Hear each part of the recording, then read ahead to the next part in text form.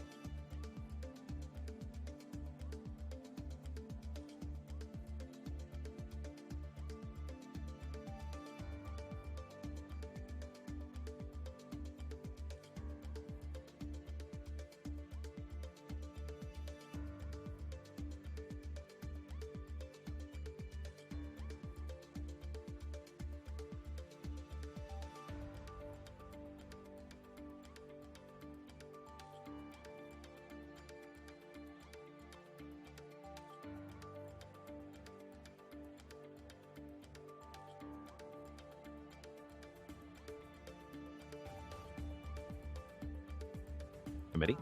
Live coverage here on C-SPAN 3. When it comes to Venezuela, finding freedom and democracy for the Venezuelan people. So, and we have Representative Haizenga, who's also part of the subcommittee. We have Representative Self, who's also part of the committee. So I think that others are going to be joining, but why don't we start the conversation?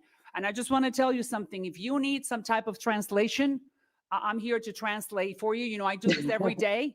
You know, I know that going from Spanish to English, sometimes it's difficult, but I want the world to see, to hear, and to be able to understand to the fullest what you're trying. Some type of translation. I'm here to translate for you. You know, I do this every day. You know, I know that going from Spanish to English, sometimes it's difficult, but I want the world to see, to hear, and to be able to understand to the fullest what you're trying to say. So, you know, I'm more than willing, humbly, giving you that opportunity if you were to need it. All right. So there are no rules. So I'm not going to say, I'm not going to have an opening remarks. I'm just going to ask you a couple of questions, and then I'm going to give the opportunity to Joaquin and then to the other members who are here. You know, you stayed in Venezuela when other political leaders left. We're not blaming anybody. It's very hard to live under a regime that follows the rules of Fidel Castro. Very hard. And the question is, why did you stay, and how much did it cost you personally?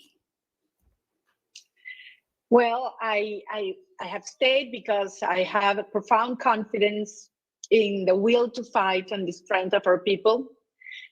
Because I only understand my life in freedom and in my country, and because we are determined to turn Venezuela into that marvelous nation to which our children can be coming back and will come back. I would just like to give you a few ideas of what we are facing right now, so then we can start talking among us. Well, first of all, I'm super grateful to all of you, all the members of the Foreign Affairs Committee and the staff members for this unique opportunity to convey the voice. Very different to other opportunities we've had in the last 25 years because of the force balance, the equilibrium, the relative strength of the regime and of our people. The regime is in their weakest position ever, even though they shout and they only have as a resource violence and terror. We, the Venezuelan people and the opposition forces, are stronger than ever. And I know this has been a long fight. Some people, and very painful, and some people could feel some confusion or skepticism or fatigue. But I want to remind you that many of the main issues and challenges and problems the hemisphere has all converge in Venezuela. I'm talking about hemispheric security because of the links of Maduro regime with Iran, Russia, Cuba, Hezbollah, and so on. I'm talking about the energy crisis, global energy crisis, that Maduro regime has destroyed the Venezuelan oil infrastructure, and we can turn Venezuela into the energy hub of the Americas. Because of the criminal networks and drug trafficking activities, Venezuela has turned into the fourth cocaine producer in the world, and certainly the humanitarian crisis that has produced the devastating effect that a fourth of our population, almost 8 million people, have left our country. Imagine that would represent 84 million of American people leaving your country. Imagine what this means to us. It is the largest migration crisis. It is not Syria, not Ukraine in the world. It is Venezuela. And finally, the human rights dimension. And I want to insist here, Venezuela is the last country in rule of law through the World Justice, by the World Justice Project. In this 142 countries evaluated, we are in the last place. Venezuela, we have more than almost 300 political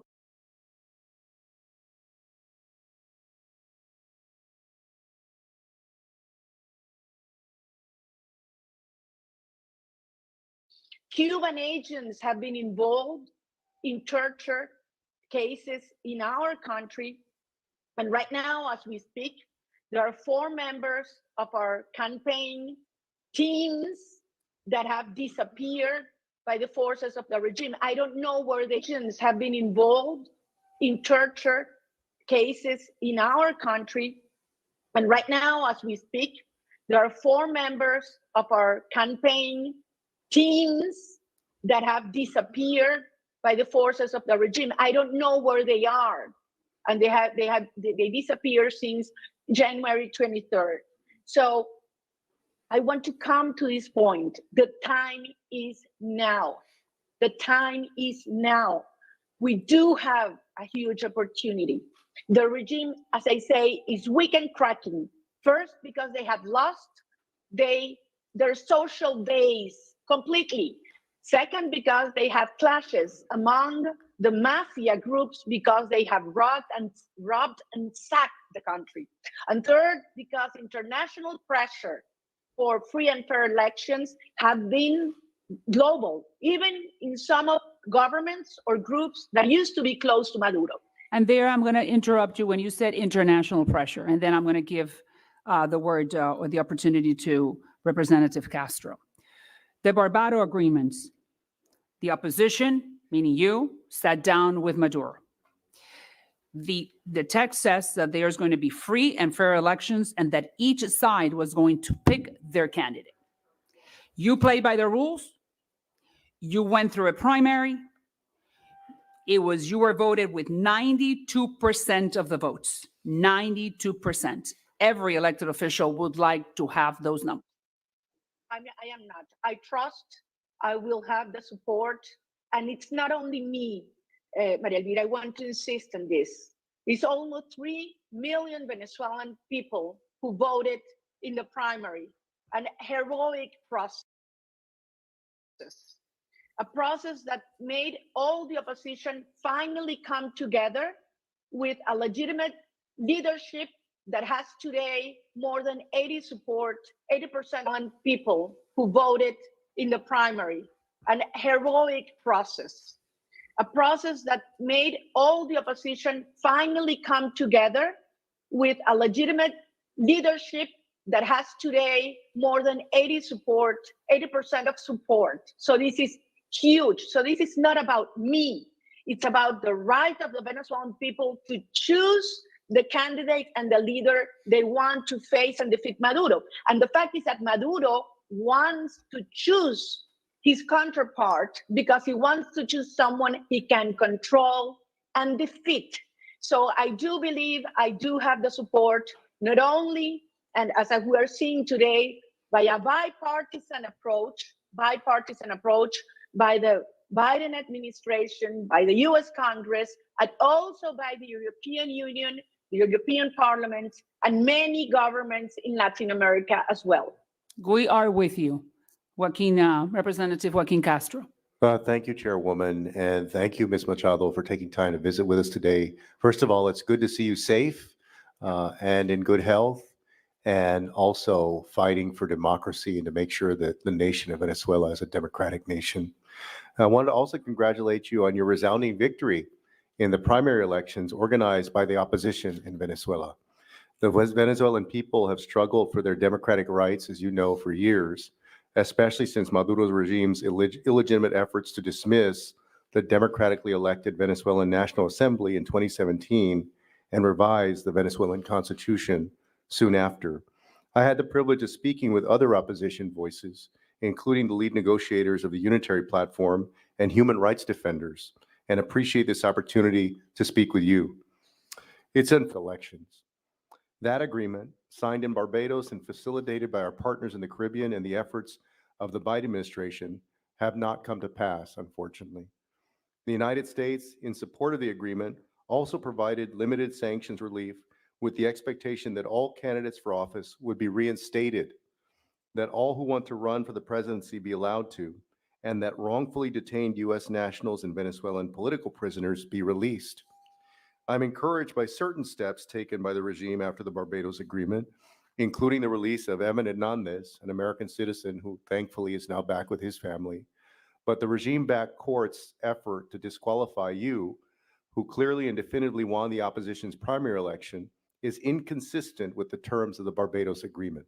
Got it. I don't think any of us were under the illusion that the Venezuelan people would have completely free and fair elections in 2024. But I believe the negotiating process was key to establishing some kind of electoral transition framework and for demonstrating the strength of opposition unity to Mr. Maduro and to the world. Mr. Maduro should not be able to handpick his opponent, and he's clearly threatened by your candidacy. Only the Venezuelan people should pick their leader and their president. Not any other country, not the United States, not any other part of the world, but the Venezuelan people. I'm not suggesting the United States, again, in any way, back a specific candidate. That's a matter for the people of Venezuela. Our role has and should be to work with the Venezuelan people to establish the process needed to return to competitive elections and a democratic society. We're at a crucial point in Venezuela's history. The Venezuelan opposition has made great strides in putting aside their differences and uniting. And that was no small feat, as you know. My message to the Venezuelan people is, do not squander this opportunity. Do not let Nicolas Maduro splinter your movement and delay your progress through these tactics. I support the Biden administration's decision to reverse the maximum pressure policy and replace it with a productive dialogue and engagement with the Venezuelan people and all parts of the Venezuelan opposition, including civil society, the private sector, and local communities. I also agree with President Biden's position that these negotiations are not about one person, but a process. I've always said that it does not matter if you're on the left or the right of the political spectrum, as long as you have a commitment to democracy. Unfortunately, Nicolas Maduro has not. The ban on Ms. Machado's candidacy is clearly illegitimate, but I do believe that there's still room to negotiate to push the Maduro regime to return to full compliance with its commitments made in Barbados. And Ms. Machado, your participation in this process is absolutely essential. We cannot and will not allow Mr. Maduro to continue disrupting the democratic playing field. We must continue pushing for an inclusive negotiated process that represents the views of all Venezuelan society. Ensuring a democratic transition and prosperous economy for Venezuelans is not only beneficial to the country and the region, but to the United States as well. Thank you so much for joining us. Thank you very much. Thank you very much. Okay, I am delighted, Maria Corina, that my counterpart, Democrat counterpart in this subcommittee on the Western Hemisphere agrees with the Republican Party. I repeat, we're not Republicans or Democrats when it comes to Venezuela seeking freedom and holding Maduro accountable to what he agreed on. So I'm delighted, and I thank you very much, Representative Castro, for expressing the same desire that we have. There are no political parties here, and I have made very clear, I have sent the message to the White House that we are here to work with them, but we need to make sure that they are free, fair elections, transparent elections, where they allow you to run and let the Venezuelan people decide who they want the next president to be. And that there is no plan B. You were chosen, you played by the rules, and we have to respect that. Even more the United States. And the White House has a leading role here. The Biden administration has a humongous role to play in supporting you and forcing the regime to play by the rules that they committed to. That's my position now. I'm going to, and once again, I thank you, Representative Castro. I would love to work with you like this in every single issue. Let me give the opportunity now to Representative Huizenga, and you have time to. Thank there you. There are no time limits. I welcome for your comments. Thank you. And Doña Maria Corina, it's a pleasure to meet you. I've seen you do interviews recently on U.S. media. You've done an amazing job explaining what's been going on. I'm sure you can tell there is no need for the chairwoman to clarify her position with the passion that she has with what is happening. I represent millions of Venezuelans. Well, not only just millions of Venezuelans, millions of freedom-loving people who are looking for liberty and opportunity and freedom. And so you symbolize that. And I want to start off with doing something that I don't normally always do. I sit on both the Financial Services Committee as well as the Foreign Affairs Committee.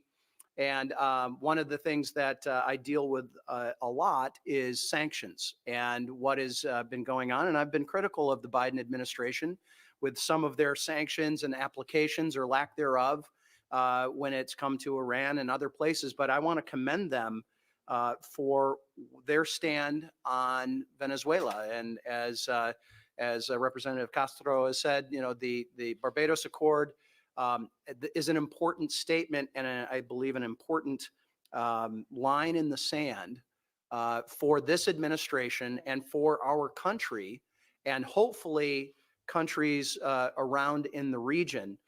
And I'm pleased to see that the State Department is reconsidering whether it's going to renew those easing of the sanctions on oil and gas.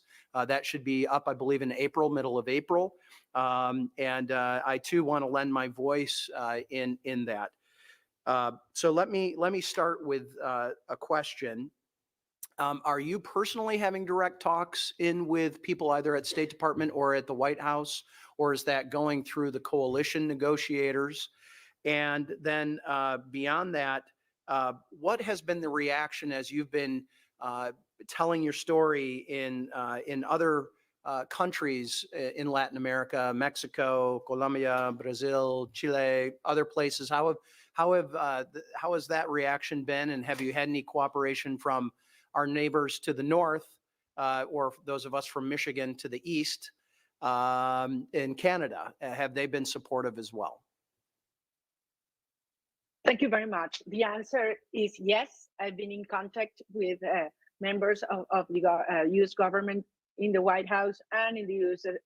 State Department, as I do in many other countries in Latin America, North America, and Europe. We've been receiving huge support. And I have to say that the decision of the regime to insist in banning me, and therefore, as Representative Castro was saying, you know, violating the right of millions of Venezuela who voted for me and who want to vote freely, has created a wave of rejection. And that's why I think that it was a huge mistake the regime did. And I'm very grateful and to see that this approach to Venezuela is still bipartisan, that we are all committed to a true negotiation process and the respect for the Barbados Agreement. I have to say, all the parts comply with the Barbados Agreement commitment. The opposition parties, the U.S. government, I did on my own part, but Maduro once again violated his part. And that is the reason we are here right now. We have time for that process to resume. And meanwhile, I keep on working hard on creating strength and organizing our citizens' networks here and abroad. Wonderful. I've got maybe just excuse me, a moment left. Talk about the transition. Let's assume, hopefully assume, that Maduro is going to allow this election, and in my understanding, they actually haven't set a date for the election, but let's assume that that election would move forward. Do you have any belief or faith that the outcome of that election, where it's anticipated that you would win, that would be recognized and that a transition would be allowed? I have no doubt that in the case an election takes place, they will have to accept the results because it will be a landslide. And as I said, what we are already achieving is the political defeat of the regime. That's already taken place. Now we need the electoral part of it. And the base of the country is united. And I believe that there are enough incentives for other groups that are close to the regime still to understand it is in their own best interest to facilitate this transition process. And that is part of my responsibility nowadays, to give guarantees to all sides that this will be an orderly, peaceful, and just process ahead. Wonderful. My time has expired and I yield back, but thank you. Thank Okay, you very Maria much. Corina, now I'm going to give the opportunity to Representative Keith Self. Well, thank you yourself. very much, Madam Chair. This is a rare opportunity, and I'm very grateful for it. I am less optimistic. My 25 years in the Army, my experience is that dictators do not give up power peacefully. Maduro would lose any election. And I believe those are, in my mind, fairly strong facts. Well, given that, I'd like to know your opinion of the real way ahead, because you have no date, I understand. I would like to know your recommendations on your energy, the U.S. recommendations for the U.S. government on Venezuelan energy. And then how long can this, what you call an opportunity for peaceful transition, last? Because in my experience, dictators want to wait you out until the fervor is gone, until the popular support is gone. So my questions all deal with the fact that, in my experience, dictators do not give up power peacefully. And you know the history of South America far better than I do. But those are my questions, and I just want to get a sense of how do you see this playing out? Thank you very much, Representative Seltz. And I appreciate your question because I think it is important to insist in what you're saying. I don't think the regime is willing to leave power yet. I don't think they accept that even as a possibility yet. But the fact is that we are not being naive. We've been facing this regime for 25 years. We've all made mistakes. We've had wonderful moments. But believe me, we've never had this balance of force before. The regime is weak, it is cracking, and we need to create all the incentives for all those forces or actors that still support the regime to understand that they should be aligned with a transition that at the end favors everyone, starting with our neighboring countries. I mean, the president of Brazil, of Colombia, and others should be the most interested that we solve a huge and long conflict in Venezuela that is creating destabilization and problems in their own countries. And that works the same for other countries, obviously democratic countries in the world, but sectors that are still supporting Maduro. So And how does this play out? How does this play out? And how long can the fervor last? Because obviously you think you've reached a peak, or maybe not a peak, but a crescendo. So how long can this last, and how do you see it playing out? How it's been evolving, Representative. A year ago, Venezuela was seen surrendered. People thought there was no hope at all. The country looked weak, divided, sad. And we managed in just a year to awaken the country, to create a feeling of willingness to fight, to bring people together. We demolished the barriers the regime has put to divide us. And then that's why the regime is acting as they're acting. They underestimated us. They thought the primary process was not going to take place, or it was to be a failure. No one expected more than 500,000 people participating, and we almost got 3 million people. People have lost fear. People have lost dependence on the regime because they realize this goes beyond an electoral struggle. It has to do with existential issues, even spiritual issues. People tell me everywhere, I need you to bring back my kids, and this is my last chance. So believe in people power and organization, because it's not only the willingness, it's organization, effective organization and energy, and create the incentives and the strength so the regime will sit down and negotiate with me a transition that gives guarantees to all the parts involved. Thank you, Madam Chair. I yield back. No, thank you, Representative Self. And I think I'm going to follow what you're saying, that dictators don't give up easily. They are in the business of power. Why would they give up a part of the market share? They own 100% of the market. Maduro among them. So you said effective organization.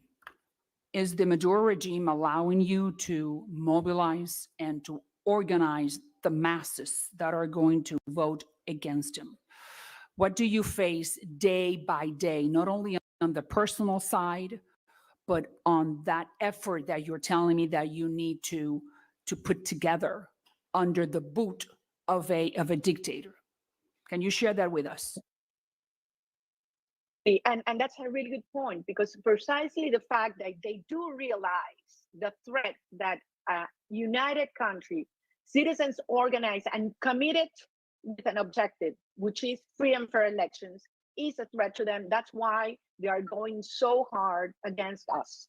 I've been leaving my country for over 10 years. I'm not allowed to buy a domestic plane ticket. Even the biggest routes in Venezuela are blocked for hours to stop me from reaching our assemblies. People that assist are being threatened. So many times we are violently attacked. But even so, without having the place previously announced, without public transportation, thousands of people show up. And this is something that is spreading along all sectors. And all sectors, people that work in the judiciary system, people that work in the police sector, people that are in the military, they all have families, they have wives, children. They also want to live with dignity and have their children back. So we need to isolate this regime as long as they violate if Maduro gets out of the electoral route, he should know he would be isolated. So it is in his own interest to stay into the Barbados Agreement and have this transition take place peacefully. It's not going to be easy. This is the hardest time, the most dangerous moment we have gone through. But believe me, we are committed to go until the end. Madam Chair, if I could, I'd like you to expand. This is Bill Huizenga again. I'd like you to expand a little bit about what is happening in Venezuela with the economy and how that is affecting people. I had the opportunity to visit Caracas 25 plus years ago or so. It was a challenged economy even back then, but my understanding is it has gotten continually worse. Some of that has been because of the sanctions.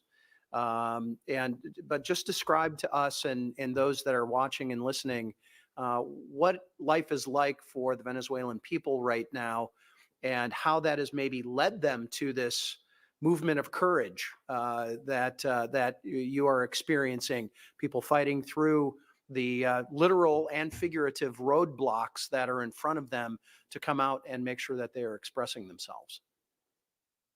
Thank you. GDP has decreased almost or over 80% in the last decade, and it started much before the sanctions were put in place.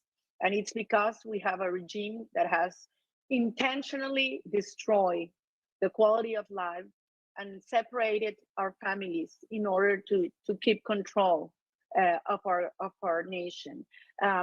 Today, the minimum the pensions that receive our elderly are less than $4 a month. A teacher earns $1 a day. The response the regime has given is that we only have public school classes 2 days a week, so teachers can get something else doing something else. Our hospitals are without water, without medicine, without any attention. So Venezuelan mothers decide. How about food availability and then the basics of life of housing, electricity, those kinds of things? You need 300 minimum wages in order to give food to your family. Monthly wages. That's a reality. So that's why we're seeing people flee, because it's hell. It's a place without a future for their children. And my goal, and I want to be here very clear with you, is to bring all those Venezuelans who have left back home. That's my propose and my goal and my commitment. In order to do that, we need to defeat Nicolás Maduro because people leave when they don't have a future. And we represent the possibility of having a future with dignity and freedom in Venezuela. So this is a huge opportunity for all the region and certainly for all Venezuelans that we cannot let go. What would you propose as some of the first basic things that you would do to try to help the economy if Maduro was to relinquish and you were to able to come to office? Oh, and we have a Markets. frozen screen, unfortunately. Oh, All right. There we go. can you hear me Hopefully you now? heard my question, yes, about Yes, what I some did of your hear it. first steps would be, especially with the economy and to help relieve that situation. Absolutely. Rule of law, independent judiciary system, open markets. We need to bring investment. We need to turn Venezuela into the energy hub of the Americas, opening our markets for private, national, and international investment, and certainly trust. And we need to create employment so that we can have a growing middle class that finds through education and opportunities the possibility to develop their own lives and future. And this can be done, believe me, this can be done relatively fast, even though we have a huge and complex crisis in many layers. But we know what we have to do, and Venezuela has a huge potential that can be developed also with the talent of those that have left but want to come back. Yield back. Thank you. Maria Corina, you were talking about Maduro. I know that Maduro sometimes international observers say that he is not really in control, that he shares power with Diosdado Cabello, with the Cubans. So you're talking about him. Let's suppose that he decides, because it's convenient for him and his family, to be part of this transition. But what about the other factions? How strong are they? Who do we have to really negotiate with? Has that changed? I don't know. You can explain more thoroughly. Well, it's certainly complex, but because there are different groups with different interests. And certainly we will not go into a system of impunity. But we, as I said before, the great challenge here is to remove those pillars that support the regime and are willing to involve themselves in a democratic process and in a democratic system. Some of these negotiations have to be done progressively, and some groups will dissolve in their process. This is something that will require, and this is very important, political support, credibility, and trust from the Venezuelan people to accept and support the result of a negotiation process such as the one I just described. I want to give the opportunity to Representative Castro to say the final words, and then I will do the same thing if no other representative attends this hearing. I just wanted to say once again, thank you, Ms. Machado. Thank you for fighting for democracy in Venezuela. And I can't imagine the courage and the mettle that it takes to stand up to somebody like Nicolás Maduro, who has ruled Venezuela now with iron fist for quite some time, and to still organize and rally folks and push for democratic processes. So thank you so much for doing that. What we hope for the Venezuelan people is a process that allows them to elect the leader they choose in a democratic way with free and fair elections. And all of us, regardless of party here, will keep pushing for that. So thank you so much. Thank you very much, Representative Castro, and thank you for being here today. Now I'm going to give the floor to Representative Self. He has a couple of more questions. Just 2 points. First of all, I guess the way I would phrase this is you are saying all of the right things. You are taking the high road. You are discussing democracy. But if there is truly 80% that are against the regime or thereabouts, who is going to lead the popular, peaceful, and I want to say peaceful, uprising of the Venezuelan people? And then my second question is, because it can't be you, I don't think, we'll see how it plays out. The second question, have you offered exile to Maduro? And I recommend whoever this person is, and maybe the United States can help you with this, to offer him exile. It often happens. It works. So those are my two questions. It's interesting. Your second question, certainly some actors abroad could offer some of the members of the system and the Chavista world a possibility to live safely abroad. But it's only us who can offer some of them the possibility of a future, a secure and safe future in Venezuela. And that requires a true and profound and let's say cautious negotiation, which terms I believe I should not make public beforehand.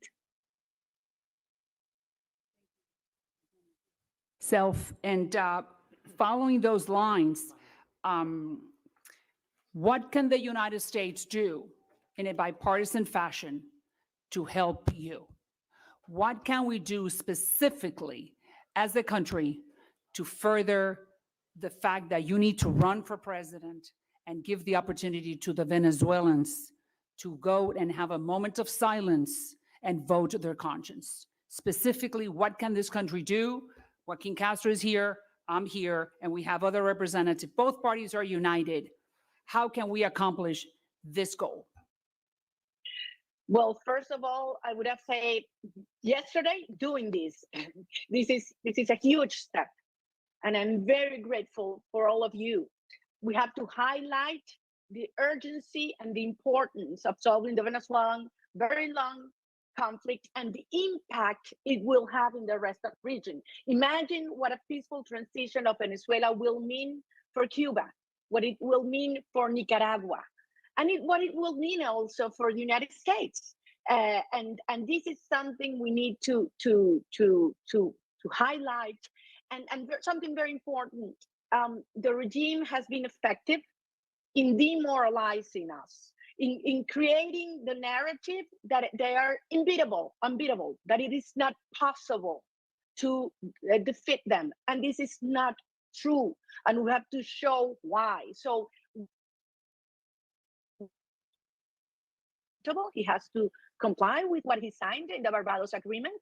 And we need to get more and more and more actors involved in the private sector, in the financial sector, in the energy sector, in civil society, because all interests are aligned with this solution for Venezuela and for the region. So thank you very much. This has been huge, and I'm very, very grateful on behalf of the Venezuelan people. We are delighted. Now I'm going to give the word to Mario Diaz-Balart, who is my compañero from the state of Florida, also representative of hundreds of thousands of Venezuelans. Mario just arrived. Thank you, Madam Chairwoman, for doing this. María Corina Machado, eres el futuro de Venezuela. You are the future of Venezuela. You are the person who has received the votes of the Venezuelan people. People say that, you are the leader of the opposition. I would respectfully disagree. You are the leader of the Venezuelan people. Every Venezuelan who has the possibility to say what they believe and has been able to vote has asked you to represent them. And so just know that we're aware of that. And we also are aware of the great personal risk that leader of the Venezuelan people, every Venezuelan who has the possibility to say what they believe and has been able to vote has asked you to represent them. And so just know that we're aware of that. And we also are aware of the great personal risk that you are under. And I, for one, am very frustrated when I see an administration in the United States that seems to be reluctant or slow to acknowledge just the reality. And the reality is on you is you are the leader. You are the person who is the candidate for president. Number one. Number two is that giving sanctions relief based on fake promises. And then even when those promises are broken, still not snapping back those sanctions is something that is unacceptable. But just know that we are working on that. And what my colleague, my amazing freedom fighting colleague here, Maria Salazar, said is so true. There's very strong bipartisan support for the people of Venezuela, and you, who are the one person who they have said represents them. And to the last point, if they are so unbeatable, if they really were unbeatable, you know what they would do? They would have free elections that would show the world that the people are with Absolutely. them. But the reality is that the Absolutely. people rejects them, which is why they have to use intimidation and force. But just know that I'm so proud of you. It is a privilege to consider you some person, to have had the chance to meet with you on a number of times. And just know that there is no confusion here. Tú eres el futuro de la democracia, de la libertad y Venezuela va a ser libre precisamente por la actitud que tú has tenido y esos miles y miles de valientes venezolanos que demuestran su amor a la libertad, a la patria, y así que te agradecemos lo que estás haciendo. Yo no me puedo quedar mucho tiempo. I can't stay. I've got other responsibilities. But Creo again, que ya thank you. vamos a Thank you, terminar y Madam vamos a Chairwoman. cambiar al español para que darte la oportunidad a ti de que tú hables a través de las cámaras que te están, a través de C-SPAN, que está transmitiendo esta intervención. Te vamos a dar la oportunidad para que le hables a los millones de venezolanos que están afuera, que no siempre te escuchan porque no tienen acceso. Y mandarle un mensaje, como está diciendo mi compañero Díaz Valar, muy claro a la Casa Blanca, que nosotros estamos dispuestos a trabajar de una manera bipartidita, mientras que se mantenga el compromiso de Barbados, mientras que se mantenga la presión de la Casa Blanca al régimen de Maduro, que tiene que seguir lo que prometió y que tiene que permitir elecciones libres, transparentes, con observadores internacionales y que el pueblo venezolano pueda votar. Y si te escogen a ti como presidenta, que Dios te bendiga, pero que ese proceso exista. No va a haber ningún otro. Nosotros no estamos dispuestos a negociar, ni estamos dispuestos a dar un ápice en contra de esa idea que acabo de expresar. Así que te voy a dar la oportunidad a ti para que lo digas en español como yo lo acabo de decir y estamos no solamente orgullosos, estamos llenos de humildad de saber que hay alguien como tú que se decidió quedar, que decidió pagar el precio más alto a ella, a su familia, mientras que otros están en el extranjero viviendo una vida mejor. Así que te queremos, te apoyamos y estamos contigo. Tú tienes la última palabra. Muchísimas gracias. De verdad que estoy honrada y conmovida poder dirigirme a los venezolanos, a todos los latinoamericanos desde el Congreso de los Estados Unidos. Decirles a todos ellos que hoy hemos podido constatar que no estamos solos, que contamos con todos los demócratas del mundo. Vemos aquí esta expresión bipartisana, el apoyo del Congreso y el apoyo del gobierno de los Estados Unidos en una lucha que, como bien decía, esto no es un derecho de una persona, es de 30 millones de venezolanos a vivir en libertad. Y estamos hoy unidos en ello, y nosotros en las cuales vamos a derrotarlo. Y vamos a lograr, por supuesto, construir una Venezuela en la cual aquellos que se han ido puedan regresar. Y Venezuela será un foco. Sabemos que ahora nos toca la parte más difícil, pero es negociar una transición a través de unas elecciones limpias, libres, competitivas, en las cuales vamos a derrotarlo. Y vamos a lograr, por supuesto, saben que cuentan con nosotros siempre, que esta fuerza está creciendo y que esta lucha es hasta el final. Muchísimas gracias. Dios los bendiga y de verdad es algo que no olvidaremos nunca este día que marcará un hito en esta lucha. Muchas gracias. Que Dios te bendiga a ti. And thank you to all the congresspeople that participated very in this year. Un abrazo. Nos vemos pronto. Gracias.